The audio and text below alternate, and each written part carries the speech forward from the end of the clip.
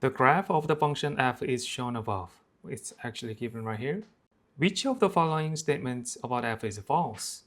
The answer choice A, as x approaches -2, the limit of f of x exists.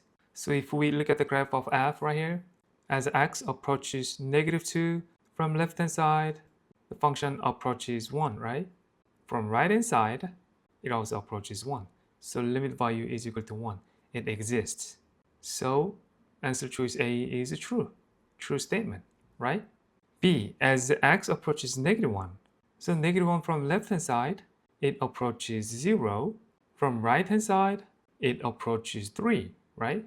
So we see that limit as x approaches 1 from left hand side, which is equal to 0, is not equal to limit as x approaches -1 from right hand side, which is equal to 3, right?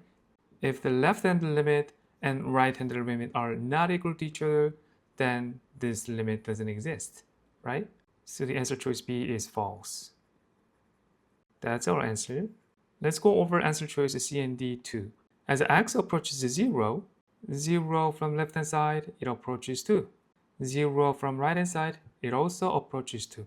So this limit value is equal to 2. It exists. So this is a true statement, right? Answer choice D, as x approaches 1. As x approaches 1 from left hand side, the function approaches 3.